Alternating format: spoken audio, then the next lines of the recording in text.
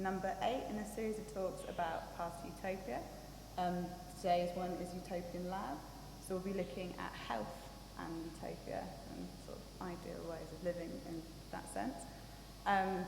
We're going to start off by talking about Stem Cell Hotel, so this is Inez's project, and then we'll talk about Twin Tails with Claire Stevens, and then Feature and Plate with Abby and Sophie. And this is also done in conjunction with This Is Tomorrow. So if we could begin by talking about Stem Cell Hotel. Yeah, so the Stem Cell Hotel project started with the visit of Andy to our lab. So basically, we showed him a bit the lab, we showed him some cells under the microscope, and then actually was in our Stem Cell Hotel. So we have in the lab something called a Stem Cell Hotel, which is a place where scientists that have great stem cells decide to and want to use the stem cells for clinical trials for cell therapy. Then they can come around, be hosted by us, use our facilities to develop a bit more of their research, so that then this can go as more data for clinical data before they go to some clinical trials. So he really liked the concept of a stem cell hotel, so I said, well, let's brainstorm about it. And so I went home and I was talking with my friend Flavia, she's an exhibition designer, and started to talk about this stem cell hotel concept. How can we develop it? And then think about a human being, and then what does a human being really need to live? What do you think they would need to survive and live? Oxygen, food. Water, warmth, love. They need to divide, they need to multiply, the humankind needs to continue. So, and actually, the stem cells need exactly the same. They need to have food, nutrients, water, they need to be warm, they need to divide so that the colony of cells divide. So the idea was that we will create a human hotel where you would have the images of stem cells growing under the microscope, and you will see how cells divide, how they migrate, how they work to close wounds, how they exactly how they form their colonies. And so basically the concept turned a bit around that, creating our stem cell hotel that lives inside this safety cabinet that later on maybe we'll show in some images. That actually is where the cells live in our lab. That's where you change their medium so that they have fresh food and they are clean, and then they are happy to divide and continue reproducing. So it was born a bit around this concept. Okay, I think we've got a video to show about the project that will give people a better idea.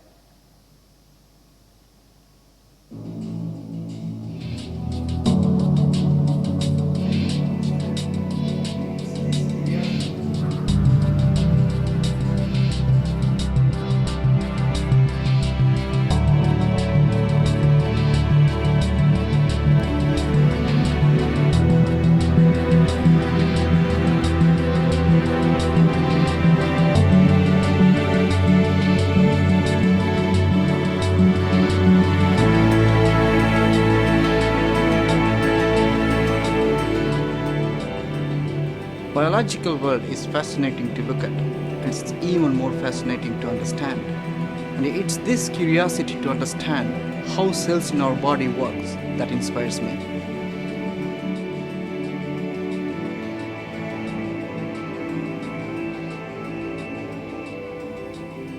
I'm fascinated by the infinite possibilities of stem cells. I feel we're only just scratching the surface of the field, and it's an exciting time to be a scientist. Cells divide to make tissues, but a stem cell can also self-renew, making copies of itself. Within this choice lies its power. Stem cells have a lot of potential. In a flask they can be pushed to differentiate into another cell type, like a nerve cell for example, but they can also do as they please. The way a stem cell interacts with its environment will determine whether it self-renews or turns into a particular type of cell. Stem cells are great for regenerative medicine because of their potential to form different types of tissue that are needed by the human body. For me, it's all about the search for the unknown. the excitement of seeing something for the first time and trying to understand the mechanism behind it. I hope that stem cell research will move forwards from understanding diseases to being able to treat diseases. With the advancement of cutting-edge technologies, I think this is a realistic goal. I'll never forget the first time I looked through a microscope and I could see with my own eyes that tissues are built of individual cells. It's a very basic concept, but one that has captivated me ever since. Tissues and organs work hard to support our body throughout our lives. Unfortunately, time will always take its toll. It's my hope that by researching the rejuvenating power of stem cells, we can one day slow the clock on ageing.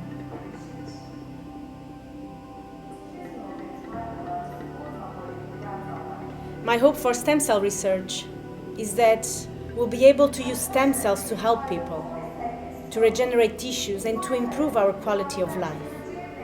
Is this a utopian ideal? I think it was, but now it's a dream coming true.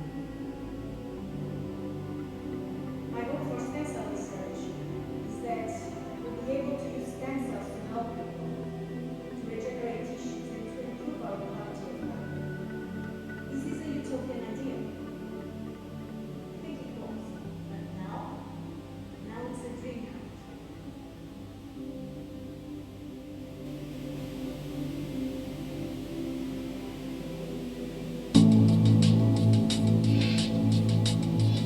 Is this a utopian ideal? I think it was, but now it's a dream come true.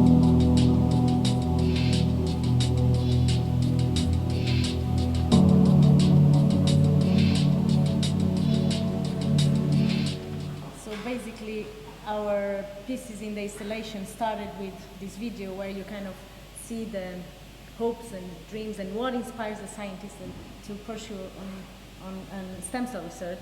Then you have this vision of how the stem cell will live in their stem cell hotel and how can we push them to differentiate, regenerate organs and kind of help, I don't know, if you have a wound in your skin, how are they so important to close that wound? And then we'll have a space where it will be a more participative installation where we'll ask the public to write their hopes and dreams for stem cell research and leave us this little message in a bottle that they will incubate, and this idea will develop, goes back to the lab. So the ideas, the dreams and hopes from the public are now back in the lab in a daily basis, and you as researchers know sometimes it's quite frustrating to not have the data you want, and then maybe get inspired by these ideas to keep going and even think about new projects. So it will be like a round circular approach that we wanted to create. Amazing. I was wondering if you can tell me and the audience a little bit about your kind of background in stem cell research and how you. So I graduated on biology, and I did my studies mostly in development biology and stem cell biology. So when I finished my PhD, I was focusing more on skin stem cells and hair follicle stem cells, but then I wanted to kind of understand when the stem cell becomes a cancer stem cell. So. And it develops tumors. So that's when I joined the lab of Fiona Watt here at King's College to have this bridge between understand how stem cell works to understand when stem cells doesn't work or becomes a cancer stem cell, what's the mechanism behind it, so that then we can kind of fight this possible development of a tumor. Fantastic. And then going on to the next project, so Twin Tails, Dr. Christie, you're filling in somewhat for someone today. So I'm here instead of Tim Spector, but I'm his clinical senior lecturer, and I'm also in the Department of Twin Research, and I'm the Deputy Director for Clinical Work. And our exhibit here with Twin Tails really showcased our subject matter, which not stem cells but individual people who happen to be twins. And so I think what it started was with with some beautiful pictures done by Ingo Demeter of twins. And then together with Andy sort of developed an installation which challenges the public to think about how twins are different from each other and how twins are similar to each other, and to sort of consider their individuality, and also how these individuals then talked in an audio recordings about their experience as a twin, what they liked about being a twin, what they didn't like, and also about their experience about being a part of medical research. And so think about, Path to Utopia. What's amazing about our research is this collaboration between members of the public, twins, and scientists coming together. And here as well, an audio about Tim, how he built the Department of Twin Research and developed this sort of huge set of data that we have now, coming from these individuals who've really given so much of their lives over the years, and contribute to science. So I suppose that's the start of the installation. Yeah, I was wondering if we can have a look at a series of pictures in the exhibition, and if you want to kind of explain what they're about. So obviously in twin research, we look at the sort of interaction between genes and environment, and our particular focus is on aging research, and I'm a geriatrician by background, I'm a clinician, and and so I'm interested in how people become frail as they get older. And so here you've got a number of older and younger twins, twin pairs, so you see the differences between the twins, you also see the similarities, and you see sort of their courage, and they're talking about what it means to be a twin. Obviously, these individuals here are genetically identical, or at least their DNA is identical, but they're actually very different in terms of how they are as people, and that's reflected in the biology that we see. They are different in terms of from a whole range of omics that we study in them. They're different in terms of the epigenetic markers, they're different in terms of the microbiome that lives in their guts, they're different in terms of their health outcomes as well. Yeah, just playing through them.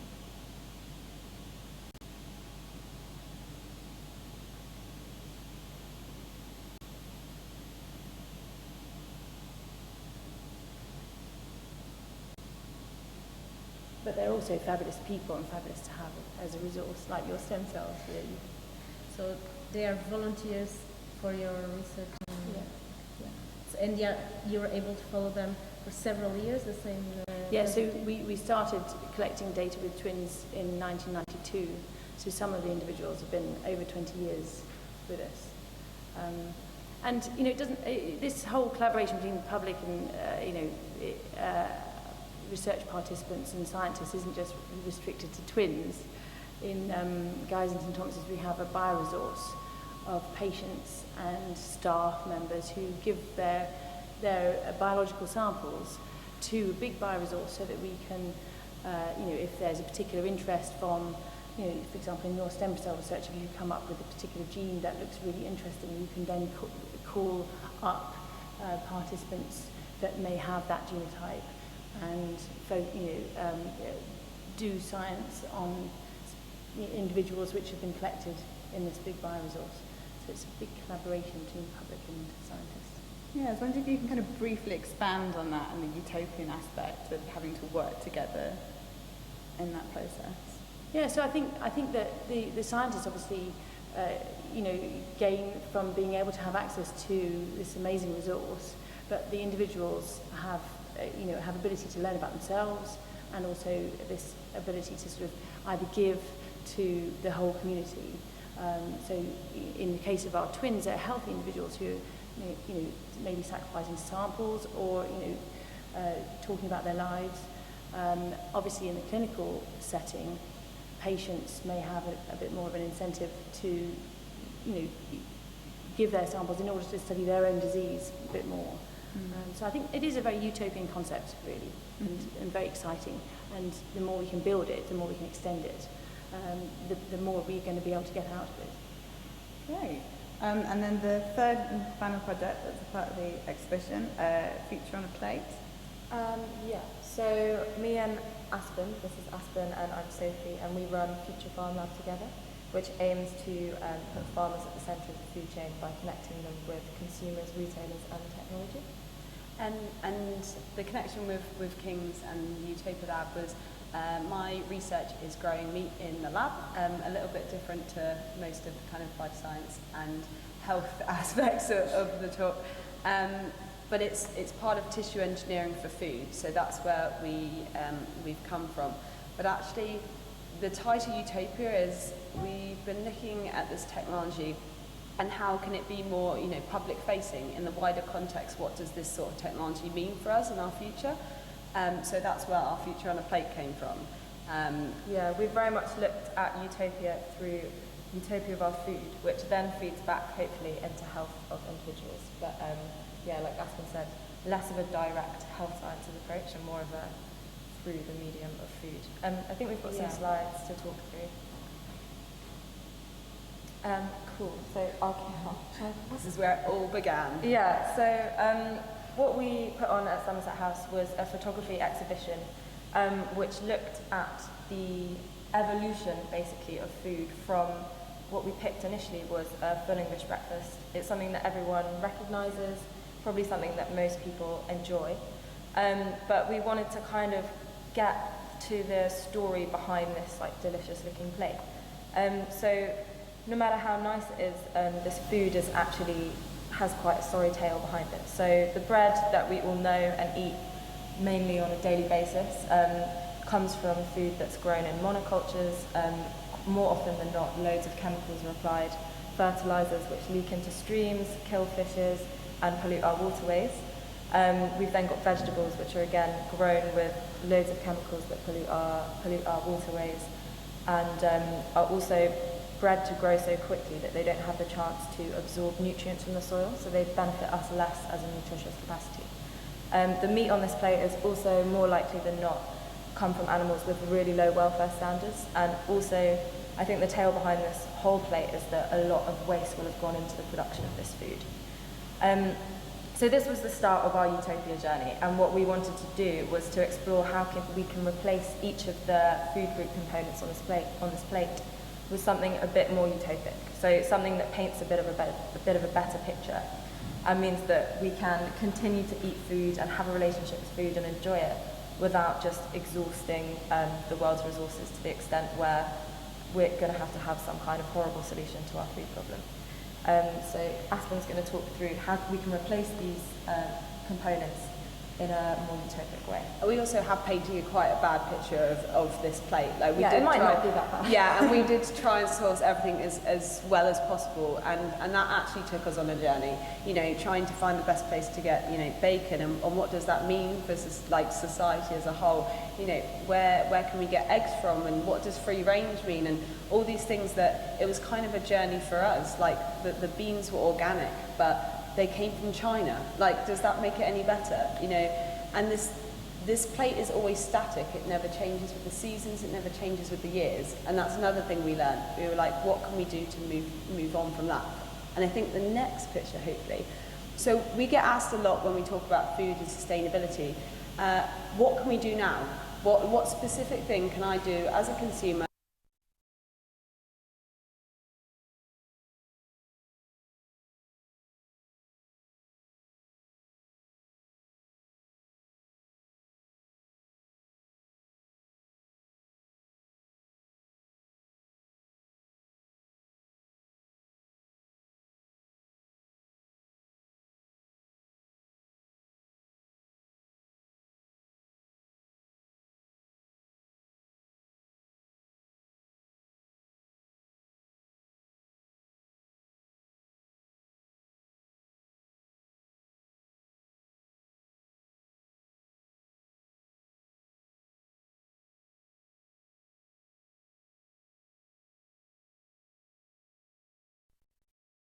I did a cookery show the other day and we used blood as a component, which everyone thinks is awful and disgusting, but it was delicious and it's really nutritious for you.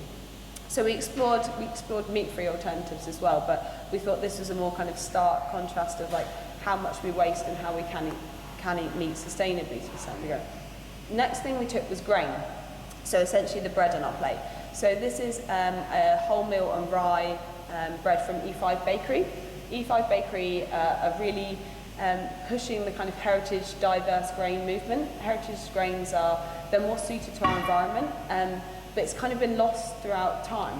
So we grow predominantly essentially monoculture modern wheat, really poor soil systems, needs a really big helping hand, so that's why we use pesticides and fertilizers, whereas these guys are really promoting the old use of grains. They're the only bakery in the UK to be only UK sourced and organic sourced grain. So that was another thing we were looking at. And the third thing was vegetables. You know, you think if I'm choosing vegetables, I'm choosing a better option. Whereas actually, we do need to look to more local sources of sourcing our food. This is beetroot and courgette. And you might think, well, those are yellow. And I think some of them are like yellow and pink. And this is just portraying the fact that we kind of only eat one like type of beetroot or one type of courgette. But actually, there's so many, and when we did the exhibition, and still now, beetroot and courgettes are in season, they can be grown locally, and actually, I think it's about 80% of all the emissions that come from our food come from the way it's grown. So we need to really, really look at how it's grown, and not just where it's travelling from. And then we had a look at the future of food as well as our current situation. Yeah, so what Aspen's described is the way we can fix our food system now. So how can we take little everyday steps to improve the way we eat our food? So if we go on to the next slide.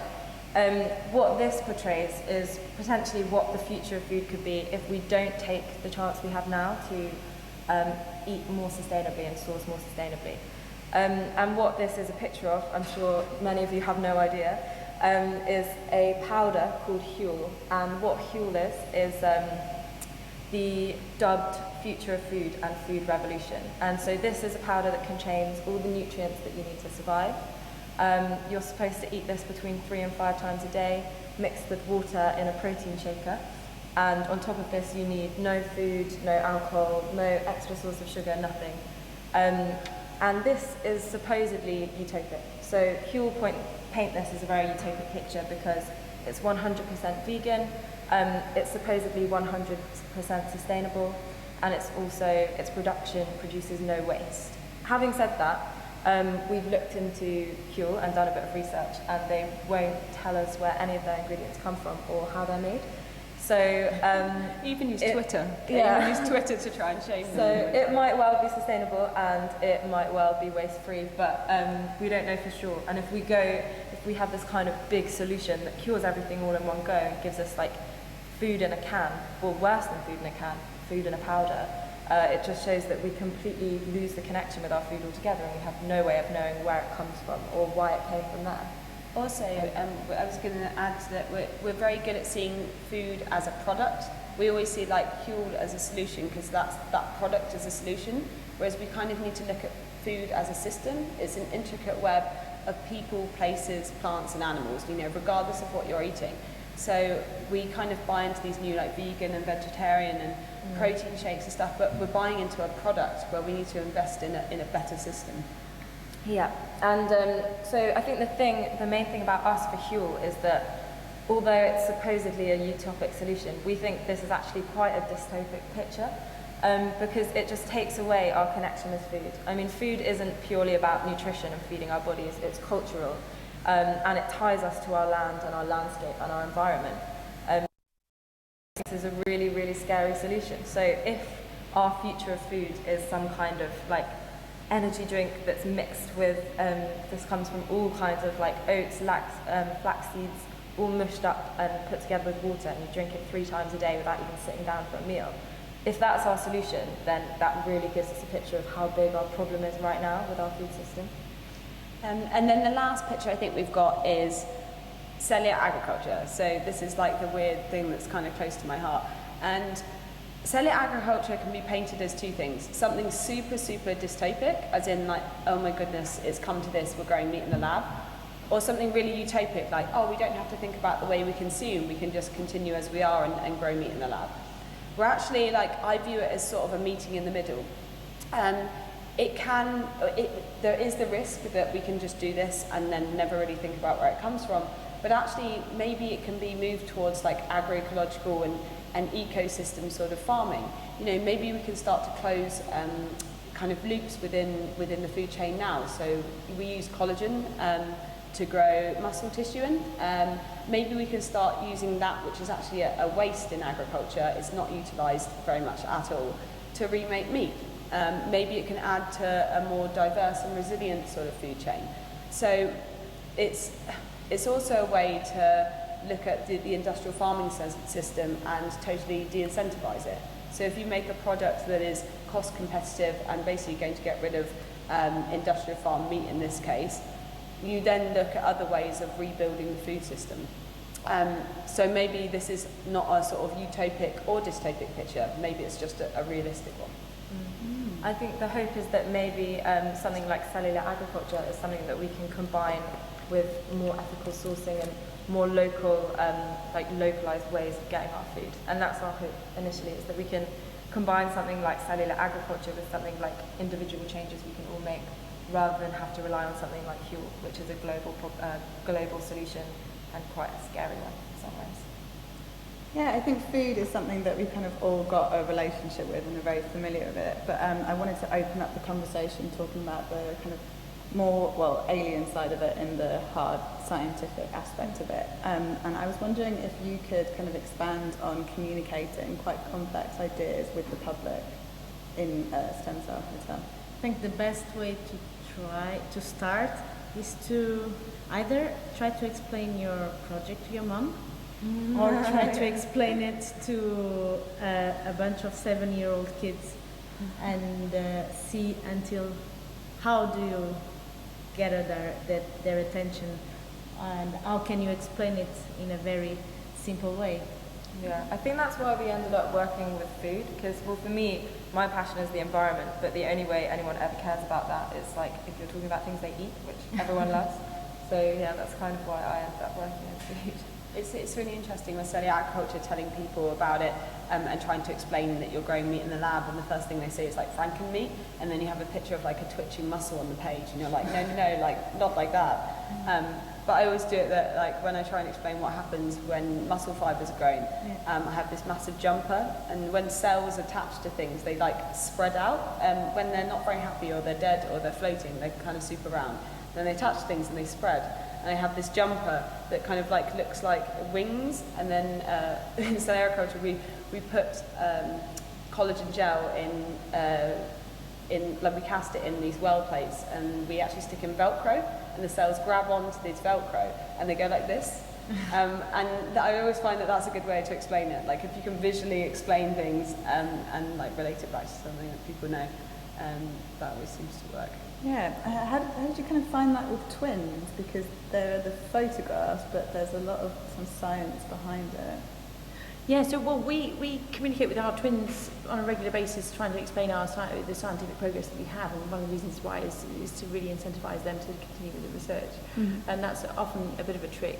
But I work in the clinical side, and often if people really understand the clinical motivation behind a piece of research, so for example, I look at ageing research and development of frailty. People are very, everybody's got somebody in their family who is frail, somebody in their family who has dementia, and so it's quite easy to get people interested in relating to that sort of thing, because it's something they experience every day in their life. So Do you ever find that you have to kind of build up a particular relationship with them and work with them as an individual? And yeah, that's right. So in terms of dealing with participants within our Department of Twin Research, we try very, very hard to really look after these individuals and really make sure that their visits with us are really fulfilling, and they are engaged in the science that we're doing. And I mean, in terms of a lot of the work we do is genetic, epigenetic, and so on. So that's quite difficult to explain to people, how that works. So, use of analogies. One thing that we're focusing right now on is the microbiome, which is the huge conglomeration of microbes that live with us. In fact, the fact that we're sort of superorganisms, and that's really interesting in people's reaction to that whole side of our science. Yeah, you've all got quite different topics that cover very specific fields, but I was wondering, in terms of like working with people in different departments and areas, and not just scientists but communicators, how you found that experience. We've loved it, I guess. So we've worked, especially recently, with a lot of artists, a lot of communicators. So I'm kind of farmers, isn't it? Yeah, farmers are the main people we've worked with. So going right back to where food comes from. And what we found is people like farmers are a lot more scientific and creative and engaged than people give them credit for. So we went to a farming conference and we're just amazed at like the number of 6-year-old men with caps on who are like standing up and asking this 20-year-old scientist women questions about like how worms innovate the soil and stuff like that. There was a guy next to me tweeting, and he must have been like 70. It's brilliant. Yeah. I think that everyone is on a spectrum of like art and science as well. I think we so often put people in boxes. It's like you're an artist, you're a scientist. But I at the moment work with a designer in the lab called Amy Congdon. And she's a scientist. She says she isn't, but she is. She can do tissue engineering better than I think it's very similar, the way scientists and the way artists think. Okay, they can have different languages, but they have to be both as creative. They have to invent something new. They have they're challenged by their own new ideas, and sometimes their new ideas are not even accepted by the public. For example, if you have a very, chalky, maybe not in art now things are more acceptable, but maybe 100 years ago, if you show something really shocking, no one will understand you. And it's the same in science. If you come with a very innovative idea that kind of contradicts all the current dogmas, you have to find for it. So I think that sometimes the mindset it's very similar, but the language is different and the way they express it is different. But I really believe that there's a lot of a big relation between a creative scientist mind and a creative artist mind. I think it's really important at the moment as well for scientists to embrace artists. Like scientists find things out, and often artists, just by the nature of who they are a lot better at portraying that message to the public. And I think it's really important to not be afraid to merge the two fields, because the message is a lot stronger when they're working together rather than I think that's I was to say one of the problems in science at the moment. It's so pushed for like papers, and you're always doing like analysis, or it's always very scientific. And actually, King's have done some really awesome stuff in kind of trying to promote like communication science, as communicators, as artists. Because at the end of the day, if you've got a choice between giving a talk at an event or getting a paper in, for your career, what are you going to do? Whereas I think that a lot of the people or the scientists that I've encountered, actually, they're doing some really incredible things. Like they're doing really hard-hitting stuff, but they just can't get out of the lab to go and tell people about this. So I think that having science as communicators and as artists in a certain sense, you need both to work together. You need art and science to work together, and not like put them in separate boxes. Yeah. But when you write a scientific paper, one of the most important things to focus on is the diagram, is the figures. And actually, the sexiest papers have really amazing figures. People spend a lot of effort sort of getting the figures really visual. Especially in genomic medicine or whatever. So I don't know whether you find that as well. That a lot of effort goes into the figures in science. I used to work on fly brains and spent ages getting really good images. Yeah, that's right. Yeah. So from a cellular level to sort of like systems biology level, sort of getting really good heat maps and things like this. That definitely the visual is really important in science, and getting that message across to the scientists, not just to the public. It entails art. I was just going to say, it's sad that not really the general public get to see scientific papers. It's not written in a language that anyone can really understand outside the field. So I think if there was a way of getting, so people could understand more what scientists are doing. Well, we're supposed to write like a lay summary of your work, and that will go into the news and views of the journal, but it's still very cryptic sometimes. Yeah, I suppose there are quite utopian ideals that have mixed the two to come together to kind of work towards future. Is it quite hard to get scientists and artists to meet up and just be in that same space? I think it's becoming more and more frequent thing that happens. So with a lot of the science writing I've done, a lot of the things I write about are science-artist collaborations, or artists who have become scientists through researching a form of art for so long. Like a friend of mine at Aspen, Oren Katz, can do the same stuff that Aspen could do, growing meat in the lab, through his pursuit of art, because he saw like growing meat in the lab as an art form, and now he's just an amazing cell biologist. So, I think it's becoming more and more common that scientists and artists work together, and I think scientists and artists are both recognising the benefit they can give to each other. Yeah, and there's a lot of labs that also have resident artists that come along, spend time with us in the microscope, getting these beautiful pictures under the microscope of this micro world that is not accessible to everybody. Exactly. On a phone. Maybe an iPad. So it's more and more you see this kind of or writers that come and write books from, I don't know, I'm thinking just about a book I read recently where there was a writer that came and spent 6 months in one lab to see how people work, how are socially how are the interactions between postdocs and PhD students and PIs, and the stress of publishing an article, or the joy of finding something amazing, and so there's a lot of collaboration, I would say. Also, there's not just art showcasing science.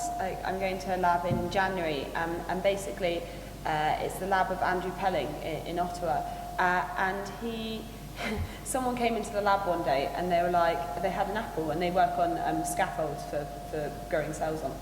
And he had an apple, and apparently they were like, this is a really interesting structure. He's like, I wonder if you could grow cells in it. And so Andrew Pelling, who was the PI there, was just like, let's try it then. So they tried growing cells on an apple. And then it turned out that Andrew Pelling's partner whittles woodwind instruments. So she whittled an ear out of an apple, and then they grew skin scales on it. And now they're using it because cellulose is a known cell scaffold. They're now essentially growing ears on apples. And they're also growing like peripheral nerves in asparagus, which is so interesting because it's like art and science feeding into each other to actually create things, not just one showcase the other. It's not just that. I'm thinking about this. There's the amazing scientist called Elie Woolman. There was working in Pasteur Institute in Paris, and he discovered something called the sexuality of the bacteria, which means that he managed to see how bacteria change exchange genes. And actually it was thanks to his wife, that was an amazing cook. And actually one day she was doing something on the blender at home, and he realized that's the good way to break the links between the bacteria and kind of prove that these bacteria are actually with this little pili, with this little connection between them and exchanging genes. So also gastronomy can in a way inspire you to your new experiments, and actually sometimes doing experiments, having a protocol will be like following a recipe, and if you are in some ways innovative, you will be able to do something different that actually would make things work differently. So you just follow protocol, but if you are very creative, if you bring a bit more of imagination into your protocol, into your recipe, maybe you're gonna be able to finally make the experiment work, or you're gonna make a dish that is much nicer than the original one. But I found out cells grow on tofu and corn really well, just because the structure looked cool and it was vegetarian. So yeah, totally feeds into it. Speaking of food, before we came out, you mentioned that you kind of helped organise a lunch. Oh yeah, we organise stem cells at lunch. We don't have stem cells for lunch, but we speak. I'll bring them next time. We get inspired by other scientists and by other speakers during lunchtime. So with my colleague Davide, Danovi, that is sitting over there, we have this series of seminars that happen every other week in King's College, in the Stem Cell Center. And so basically we invite scientists that will speak a bit about their project, but we also invite other speakers that with a completely a bit out of the box topic that could kind of, for example, recently we had an architect that explained us how he was inspired in nature to create the patterns that he used in the cancer center in Guy's Hospital, or a theologist that explains you all the ethics behind the stem cell research. So it's a really nice, if you're interested about stem cells, it's a really nice lunch venue if you'd like to come. And soon we're going to launch another type of lunch, which is called, it's a podcast that actually it's for everybody, for the public, where we will have our stem cells at lunch digested, so that all the public would be able to know a bit what we were discussing about during lunch. And what are those conversations like between people, kind of on a surface level, like at lunch?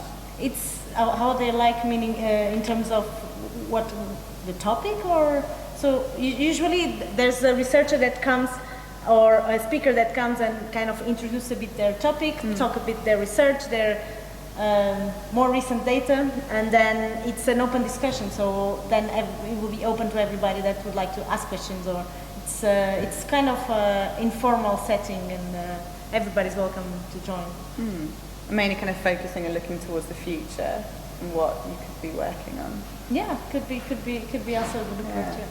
Yeah. Really depends on the speaker, the way things go. Yeah, I was wondering if you could kind of all give a quick sort of digested version of what is happening in the future in your field at the moment. Starting with you. Yeah, so over the last sort of 5 years, we've just come to realise that we're not humans at all, and we do have this massive conglomeration of bacterial, archaea, fungi cells within us. So we're really a walking superorganism, and we have our own sort of garden inside ourselves, which we probably have been ignoring for way too long. And so the big challenge is you've just got huge amounts of data on the DNA that exists in these bacteria and archaea within us, and the challenge is how to make sense of it, really, either functionally or sort of taxonomically, to try and understand how differences in the superorganism between us affects our health. And so there's been some really interesting sort of work looking at how microbes might affect development of obesity, which as a clinician is quite revolutionary, because we used to think that input, so how much you eat, adjusted with your output in terms of how much physical exercise. Basically, if you eat the same amount, you should have the same weight. But actually, it is true that some of our patients who might eat very little still gain weight, and this might be to do with the microbiome. So there's certainly good evidence in there, but also in my field, we've recently looking at the way that how you age might be affected by the microorganisms that are within you, and there might be a point at which you might be able to change that through interventions. And so we've been very excited and looking at doing interventions with fecal microbiota, so taking microbes from the poo of healthy individuals and putting them into frail individuals to try to reconstitute the microbiome in those frail individuals. And in clinical setting, this is actually taking place already. You may know about C. difficile, the very difficult organism that causes a form of pseudocolitis in people who've taken lots of antibiotics, and they've decimated their natural flora. So, we do use that clinically, and we use it at Guy's and St Thomas's and King's College Hospital, fecal transplantation. And we're very interested in doing this in wider groups. There are trials that have been done in colitis models, but within frailty as well. And we recently got very far on with a grant application that we might be able to get this funded very easily, but the regulatory environment, unfortunately, is not there yet. So, but in the next couple of years, we'll be able to get that all set up so that we'll be able to do that sort of trial. So that's quite new, novel area. And I was wondering whether, for example, now we are getting born in more cleaner and cleaner world where everything is super sterilized and the kids cannot walk on the floor, and then all the hands are automatically cleaned, etc. So we are not ingesting we are not the same amount of microbes. So do you think in this extremely sterile world that we are growing in the future maybe people will have to take like a micro pill so that they would be able to have their reconstruction or build their own microbiome in their own body, so that then they can, I don't know, be able to be more resistant to some kind of diseases or so? So we know that the diversity of microbes within populations sort of that are very different from the Western population is far greater, than it is in Western populations. And we know that also in most health states, the diversity of your garden in your gut is very depleted. So the question as to whether or not we can reconstitute it and whether that then makes a health effect is something that is not fully tested. We know from some small-scale studies that if we change the probiotics, so going back to food, so we change sort of what we eat, which then feeds the garden in a different way, that we can make differences to immunology within the gut and within the body. So yes, I think it will happen. So as you have a vaccine, maybe you can have a pill with some inoculation of some bacteria, so that then you can kind of populate your body with the problem is at the moment we don't have, it's not like there's 5 or there's 10 different microbes that work. It's way too complex than that, and we don't really, it's so big, it's quite difficult to sort of cut it down and work out what is the essential minimum. And depending where you live, you also have diversity. But it's a big exciting area of science, and I think it's really opening doors, opening minds, that the genome isn't just the human genome, it's about the genome of the superorganism that we need to care about. So potentially in the future we could all be taking pills to compensate for a very sterile environment. Interesting. Or maybe we're going to change our sterile environment. We certainly know that things like the amount of bleach people use, the amount of cleaning fluids people use, seems to affect the amount of atopy or allergic reactions within allergy within their children, for example. So perhaps we don't need to be quite so clean. And what would you say the future is in stem cell research? I think we're going quite quick. Well, with the discovery with the development of the pluripotent stem cells, we kind of open a huge range of possibilities, and a long-term goal would be to be able to use them to do some cellular therapy, regenerate some organs, being able to, I don't know, when you have a problem in your heart, being able to inject other heart stem cells, so that muscle stem cells in your heart, so that you can kind of help regenerating this kind of tissue. So we are, in some kind of diseases, in some kind of cancers, it's already possible to repopulate, for example, your immune system with stem cells that then kind of fight bad cells, and then you can have a brand new set of immune cells. So yeah, I think that will be the most achievable future. And then some of the feedback that I got, so the little message and hopes that we got from the public was not only cure diseases and cancer and neuronal diseases, but also the search for immortality. So ultimately, maybe some it could be done, but until then, let's just regenerate bit by bit. Start slowly and then work and see what happens. Cool. I suppose that so the stem cell link into cellular agriculture, a lot of the futures of stem cells is sort of the same for growing meat in the lab, because the starting cells are the same.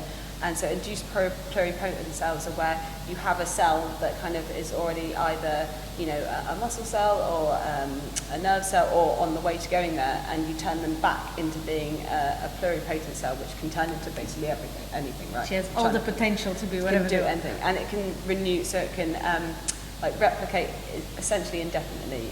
It can keep going.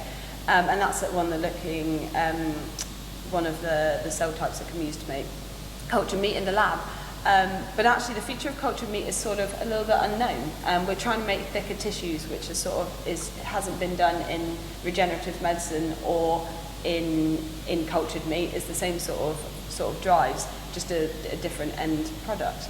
But for food, the future could go one of many ways. I think the key thing that we're trying to change about the future of food is just getting people engaged in it and understanding where food comes from. Because we have this really weird disconnect, which I think comes from like walking into a supermarket and having everything available all times of year, no matter in our case where we live, we have food from all over the world. And that's not really how it ever has been, or really how it should be if we want to be able to eat without exhausting our resources. And I think that, it goes deeper than that as well. We want people to know where their food comes from, but when you walk into a shop, what do you choose?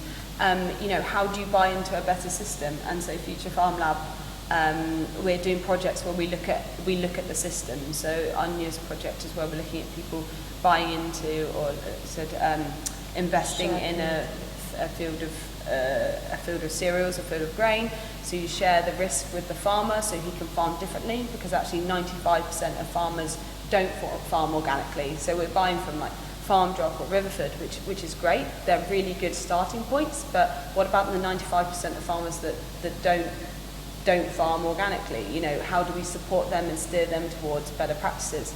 So this buying into a field of grain is where they can try different practices and they can try new grains and things that they wouldn't usually, and then you share that risk, but also you have that connection. You have discussions with the farmer and as a group, and you decide where the grain grows, where the grain goes, how it's milled, what you impact economic markets, because at the end you decide where it's going to be sold to. You decide if you have pesticides or not. So it's getting people people properly invested, not just in the monetary sense of the word, but in the sense where they can almost be the farmer. They will help the farmer decide and have a roundtable discussion about what pesticides or what fertilizers they're going to put on, if any. And that will make people understand the really hard decisions that farmers have to make day to day in order to keep providing us with the food that we really do take for granted quite a lot of the time. I think if we take anything away from this, it's like everyone in this room is part of the food system, and we can all make changes. You've got to believe that you might feel like one person, but actually collectively we can make a change to the food system. Great. I was wondering if there are any questions from the audience.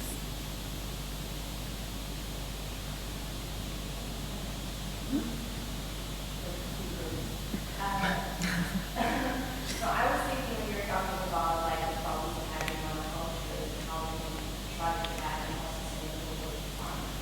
But I was under the impression that a lot of the pressure comes also to efficiency and keeping large number of people, and we have an increasing number of humans in our planet. So do you think it will ever be attainable to have maybe more ethical and sustainable ways of using our food that also keep all the people that are currently?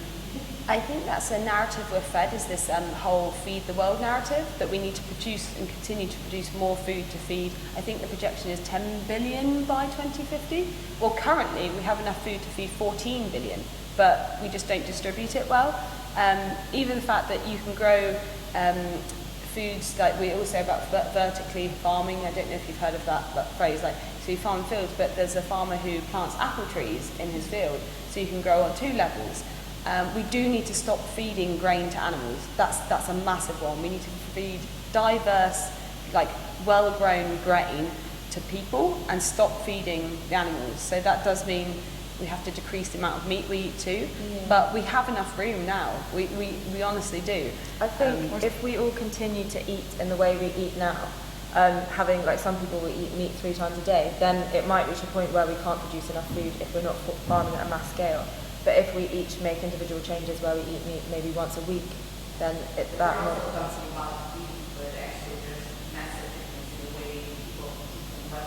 Yeah, definitely. But the amount that we eat is the 5 or 10 times the footprint that someone in another area of the world eats. So I think the change largely needs to come from the Western world, where we're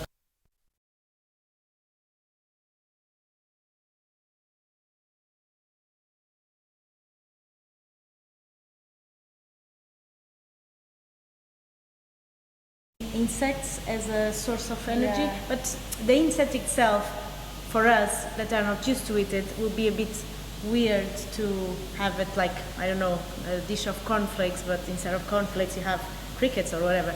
That would be really weird, but if you ground it and then if you have like a flower of insect, could be extremely nutritious, and then being able to, and you can use it, I don't know, put it in your soup or put it, and you don't see the animal, and so I think it will be much more appealing to eyes, because at the end you also need to seduce your eyes when you're making food. So also there's a big change of like consumer perceptions of things. There's a really cool restaurant in Brighton called Silo, and blood is a staple on the menu, seaweed is a staple on the menu. They use like all parts of the animal and stuff like that. So it's changing the way we view food, and even, you know, insects is like this weird thing. It seems to just be in our country more than anywhere. But there's even a thing we found the other day, I found out about the other day, it's called sea buckthorn, and basically it's got 6 times more vitamin C than an orange. You can grow it in the UK, it fruits for 8 months a year, and it's just like, I've never heard of it. I've never heard of it. And so we get like fixated on like specific foods and stuff like that, and then we go to a supermarket where we have the choice of everything. So it's this weird kind of relationship with diversity as well. So it is consumer acceptances, I think, too. Also might come down to education, also for that. People don't know how to cook all the parts of the animal, whereas in other countries they do, because they're like about ordering or having sort of Yeah, totally right. Great. I think that's a fantastic point to finish on. I'd like to thank everyone for coming along, and yeah, thank you to the audience.